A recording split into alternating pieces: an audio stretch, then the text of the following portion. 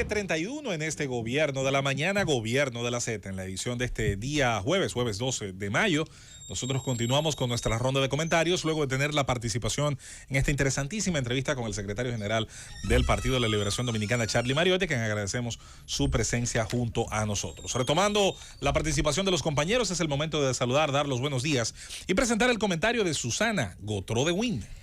Gracias Mendoza. Me voy a ahorrar los saludos porque yo creo que ya a las 9:32 te dan los buenos días, como que no se ve bien, y sobre todo cuando estamos desde las 7 aquí en la cabina. Miren, señores, qué bueno que llegó la luz, llegó la racionalidad a la mente de el partido de gobierno que trata de impulsar una reforma.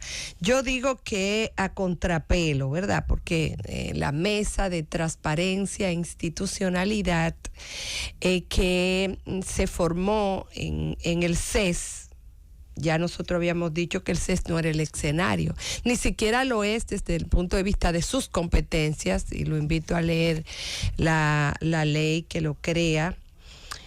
Inclusive lo que dice la Constitución sobre él, porque es una institución con rango constitucional. Pero aparte de que no lo era, bueno, como espacio de concertación, cualquier lugar, hasta una mata de mango, puede servir de escenario. Pero desde el primer momento y por algunas situaciones que se dieron, pues pararon los partidos políticos de oposición de peso y después hasta los que no tenían peso.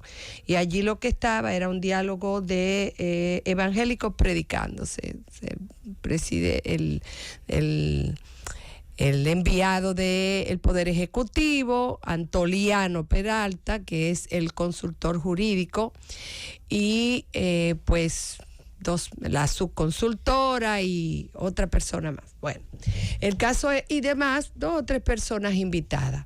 Terminó la mesa y ellos la concluyeron, y pues Antoliano Peralta ha anunciado a nombre del gobierno que el gobierno no va a imponer de ninguna manera la reforma, y que sería el fruto de un consenso.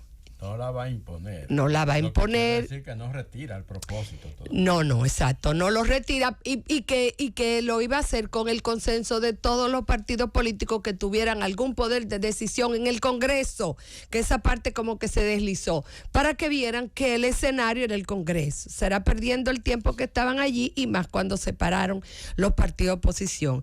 Y qué bueno, porque todavía retumba en los oídos de la ciudadanía las palabras del vocero, del speaker de la presidencia, de Homero, que no sé para qué se metió en eso, porque no es de ninguna manera su competencia. Él es vocero del gobierno, y creo que todavía debe hacer un esfuerzo más para comunicar políticas y acciones de gobierno, pero no del partido y no del gobierno en asuntos políticos, que además ya había sido designado Antoliano Peralta, que es mucho más ducho y que conoce y que es más cercano el tema a él.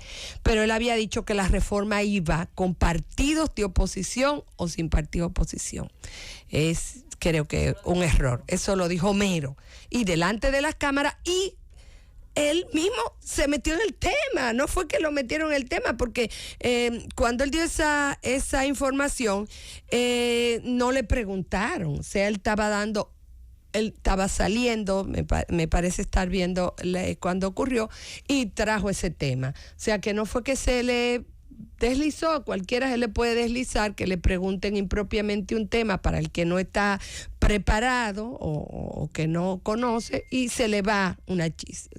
Pero qué bueno que llegó la racionalidad, porque realmente es imposible pasarla sin un consenso, y además una reforma constitucional, como dice el presidente del Tribunal Constitucional de España. Una reforma constitucional debe de satisfacer requisitos de sentido común, instrumentalizarla en un momento de distensión política, tratar de tener el mayor respaldo político y saber para qué se reforma y por qué se reforma. Y yo creo que todas estas cosas, en esas frases sencillas, y la quise citar, cada uno de esas preposiciones, vamos a decir, hay que responderla. Hay distensión política, es el momento político. Los fines, ¿para qué se reforma? Creo que es un ejercicio que debe hacer el partido de gobierno. Por eso a mí me sorprende demasiado la insistencia que tienen personas con una trayectoria larguísima, luenga, como es doña Milagro Ortiz Bosch, porque creo que no hay sentir para una reforma constitucional, ni siquiera los fines que se ha propuesto, ni siquiera los fines que se contradicen con el discurso mismo de el gobierno, que tiene una tremenda campaña publicitaria diciendo que se logró la independencia de la justicia, que el Ministerio Público no es justicia, pero bien, para un pueblo nivel de está más que bien venderlo como que es así y como un logro, pero se nos cae viendo los casos. Ahí mismo, aún se lograra la independencia de la justicia, solamente con eso, con una independencia política, vamos a lograr justicia, pero no ven quiénes han salido totalmente descargados, casos que lo vimos que estaban todas las pruebas. Es suficiente con que el procurador y la directora de persecución sean independientes. Y el otro, ¿cuál es el otro cargo? El que tiene el señor Camacho para decir que el peque, que Jenny persiga y que doña Miriam procure, es independencia de la justicia. Eso es justicia efectiva. Se logra con eso. Y se va a lograr porque se ponga en la Constitución. Porque tuvimos que salir con la lámpara de Diógenes para encontrar a la única persona que llenaba todos los requisitos a nivel de aceptación pública, que es doña Miriam, que espera que dure toda la vida ahí y que sea larguísima la vida. O sea, ¿cuándo vamos a buscar el otro procurador, el otro independiente? Será en algunos 50 años. Susana, ahí solamente quizás quisiera abonar en tu comentario el hecho que no podemos pasar por alto que la persona, aunque la persona muchas veces no hace la diferencia, en este caso sí lo ha hecho. La credibilidad que le acompaña en cuanto a la trayectoria que tiene Miriam Germán. Que dije que no hace la diferencia, no. Entonces, en ese, bueno, lo entendí en ese orden, y en ese orden es que estoy diciendo. Entiendo que sí ha abonado la diferencia en cuanto a credibilidad de la institución, y casos que se han caído.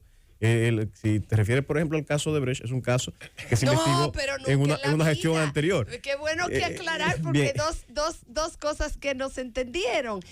Yo me refiero al caso de la barbería, donde el ayudante, o sea, el representante del procurador o del Ministerio Público fue el que fue abandonando los cargos.